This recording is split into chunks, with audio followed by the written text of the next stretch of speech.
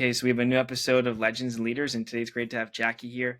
Jackie, you've been in the tech space for quite some time, but now you've really taken your talents to Web3 specifically, and you're working to make Web3 something that's accessible, that's mass market, scalable, and actually bring the type of technology that the companies that you were at, like Google and Twitter and Spotify, have had that type of seamless interface to Web3. So I'm excited to have you here and to get into your story. Thanks for having me. Awesome. So how did your interest in technology and, and being in that space in general, wanting to be involved in like big tech initially, like how did that passion of yours start? Yeah, good question. I actually think when I was thinking about what I wanted to do when I grew up, when I was in college, tech wasn't actually something that was like, I don't want to say like an option for me, but it wasn't really something that was in the menu, I guess, of different career choices. This was back in 2005. I was, going to school at UCLA, and it's a very media focused, obviously town. Going to school in LA, and actually my dream job at the time was to work at the UN. I was studying international relations at the time. I was very interested in like working abroad, working internationally, and so that really was kind of the first starting point. After kind of doing a little bit more of exploration, doing some internships at NGOs, and even like, working at the UCLA Law School, I just realized, I was like, you know what? I think I need to join something more dynamic. And what I realized just from, a lot of these more public sector areas is that there could be a lot of bureaucracy. Obviously, they're doing tons of good, but I was really looking for a balance between something a little bit more analytical and data driven, but still global in nature. And so luckily, the stars aligned. I don't even know how they got my resume or name, but Google actually called me. And so, Really? yeah, I was working at a temp job actually, since like when I graduated college, the original job that I wanted or that I had, it didn't work out for me. It was actually in finance, and again, like a little bit not as creative and not as dynamic as I wanted it to be. And so I got a phone call from Google. It was kind of a fated phone call. And that actually turned into the opportunity for me to interview there and to work there. And that's where it really clicked for me. It was like, wow, like this is obviously a global company. They were not small at the time, but they weren't as huge as they are now. I think they were about 4,000 people when I started talking to them. It was about like a year or so after they had IPO'd. And I was interviewing for basically an account manager job in the online advertising business. And it went well, got the job, moved up to the Bay Area for that role. And again, like day one, I was like, I want to work abroad. They were opening up all these offices in different parts of the world. Luckily, I was in Mountain View, the headquarters. And so, really focused on doing a great job, doing what I needed to do, but always had those sights set with this original, impetus of working internationally. And so long story short, I spent 8 years at Google. And it was great. It was, hyper growth phase. Again, when I had first started there back in 2006, they were about 4,000. When I had left 8 years later, I think they were 75,000. So massive growth. In that time, I got to work in, a bunch of emerging markets, in Latin America, Asia, et cetera. And really got to build my passion for technology, because what it really enables, it enables access to things that you didn't have access to before. At Google, the mission was really about increasing access to information, right? And how do you make it universally useful and accessible to people? And, saw that rapid growth, not only with like internet access, you don't have to go to a physical library or check out books. Like you just look everything up on the internet, and, I don't need to explain that because obviously this is history. But in particular, mobile phones really were the thing that catalyzed all of that. When the iPhone launched, was 2007? Yeah.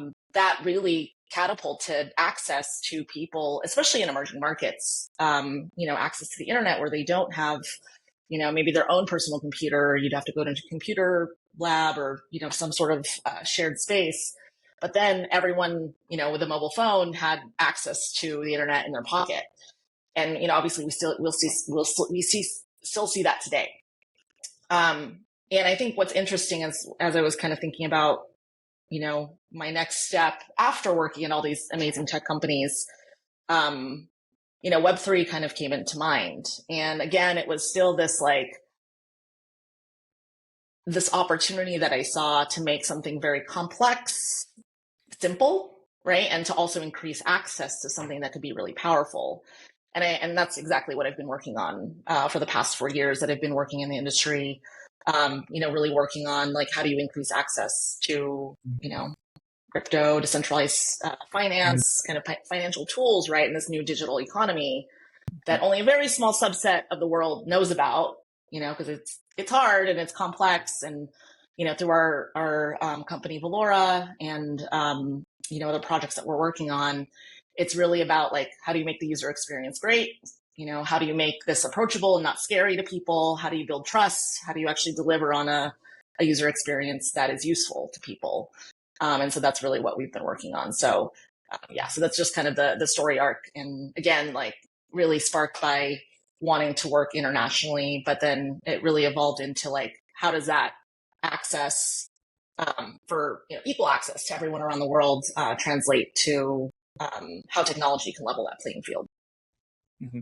So how specifically did you get interested in Web3? Like, Jackie, what drew you to Web3 in general that you wanted to change from what seemed to be a good job at a major tech company to go and, with a whole new, very early on company?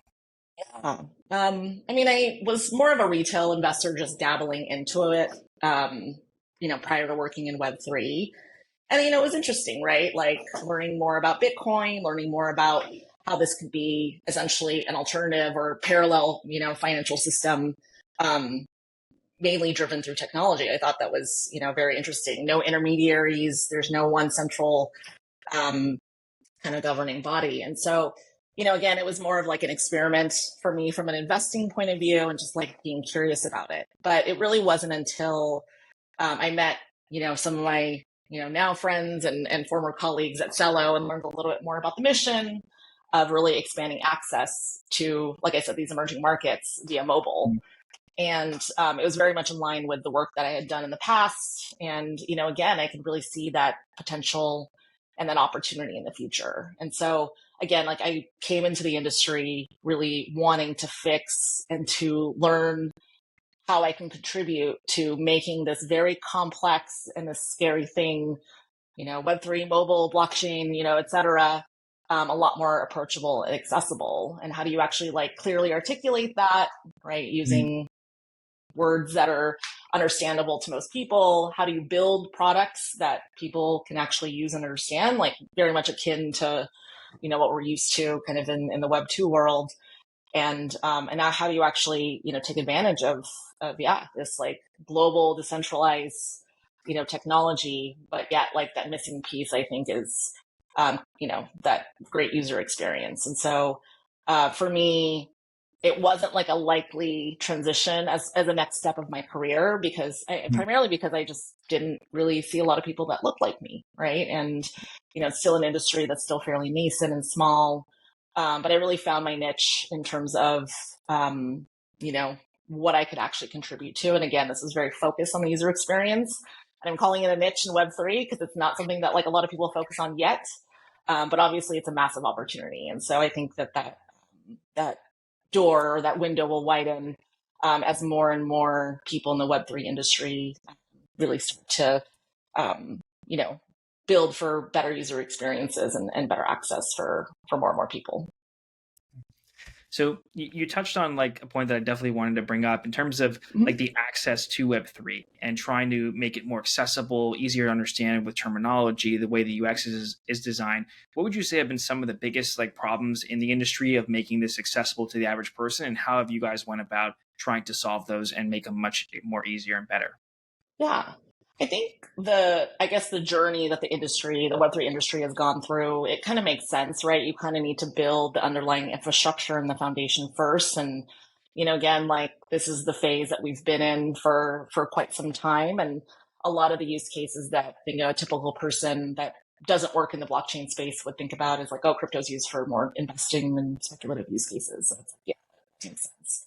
But I think that, again, like, there's an opportunity to actually harness this technology to make it something that can be useful. And so I do think that a big problem has been, we've been focused on infrastructure, which again is fine, but I do think that there's like an extra step in terms of actually building great user experiences that are built on top of this great infrastructure. And that's not always easy to do, right? Like, there are obviously different things that we need to figure out from like a user onboarding perspective. Decentralized technologies also that are self-custody, it's not easy to build in a very user-friendly way. If you've ever used like a crypto wallet or anything like that, that's, self-custody, usually have this very long seed phrase that's impossible to remember and easy to mess up. And so if you mess that up, like you're either locked out of your money, or if you send it to the wrong address, it's lost forever. So I think there's a lot of these types of challenges that where there's, very complex things from an infrastructure level that make things very secure. That abstraction to the actual user is not easy, right? Like the simplifying is actually the thing that makes these efforts much more difficult to do. And again, like this is something that like myself and my team have been working on for the past few years, building our mobile app Valora, and really, figuring out like what is a great user experience, from still using like very secure technology, still having like a seed phrase in the background to be able to access your funds. But it's like actually when you go through onboarding, can we utilize things like Apple login, Google login to be able to kind of smooth out that experience so it doesn't look super scary to someone that doesn't know what this is all about.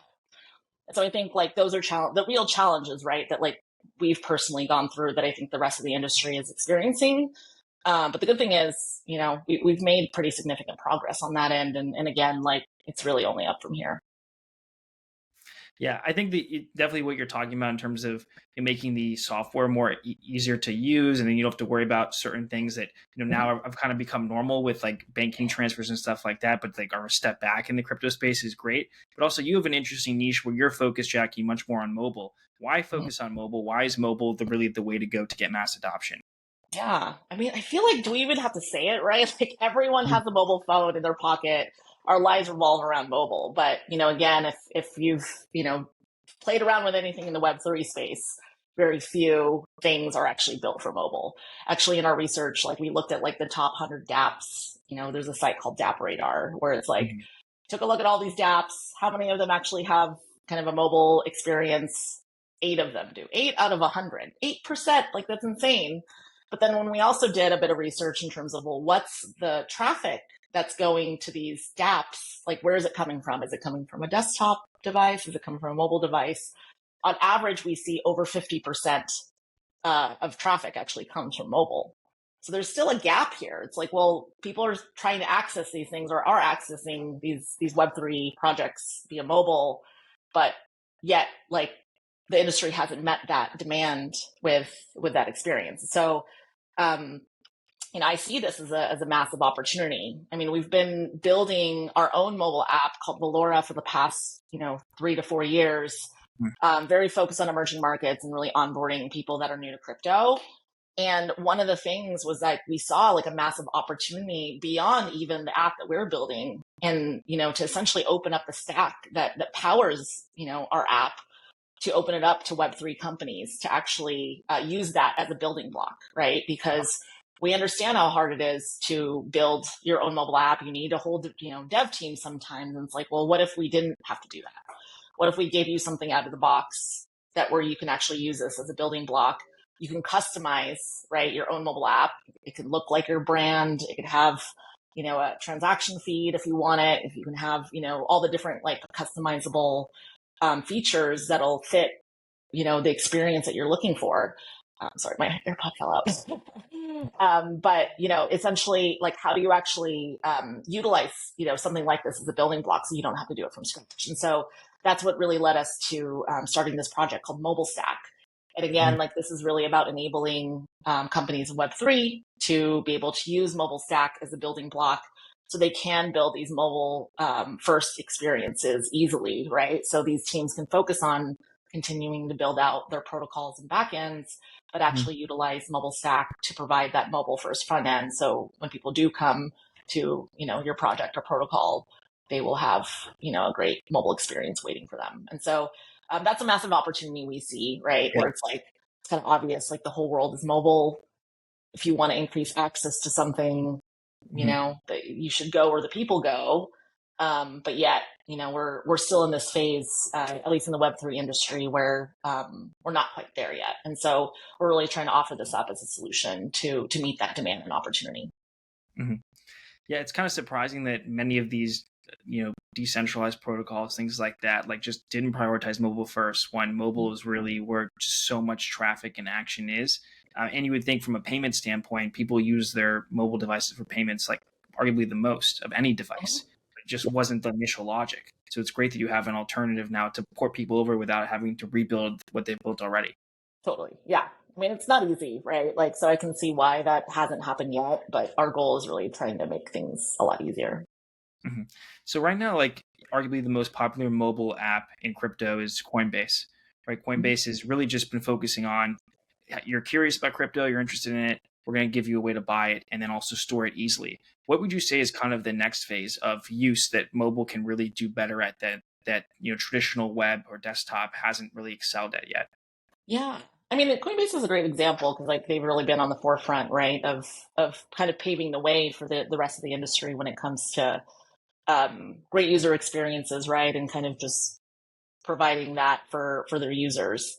I do think that with regards to mobile and appending that to Web3, it's like when you think about when mobile came along just to the internet in general, like when the internet was on desktop, right? When we were kind of just doing um, all of our activity just on websites, like we couldn't have apps like Uber, for example, that took advantage of like GPS location and like kind of like that liveness, I guess, of being able to know exactly where you are and then utilizing this computer in your pocket essentially to be able to meet that demand. And so I can envision this could be something that Web3 would be able to take advantage of. Because right now, it's like a lot of the use cases, right, that are built on kind of in the Web3 industry are very financial focus, investor focus, which again is fine.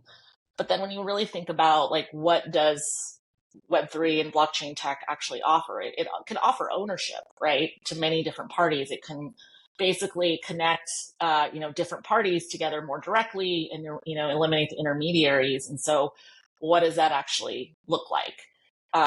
So anyways, there's, I think other use cases that I don't think have yet to be built. But I think that in order for us to be able to, really realize that, um, essentially providing some sort of infrastructure, right, where people could even start to build something on mobile and connect that back to, basically a Web3 backend. I think that that's something that would be really powerful to do and a feature that I'm really excited to see. Do you think that Web3, Jackie's been like communicated well to like the average person? I feel like at this point, most people just don't even really know what Web3 is. They've heard about Yeah. crypto, they buy a little bit because they're curious. Like, how do we bridge that gap? It's tough. I don't think. I mean, I think that like, we do our best, at least from a Web3 industry point of view, to be able to Mhm. tell that story. And I do think, there's a lot of people in the industry that are earnestly trying to build something useful and really believe in the potential of this technology.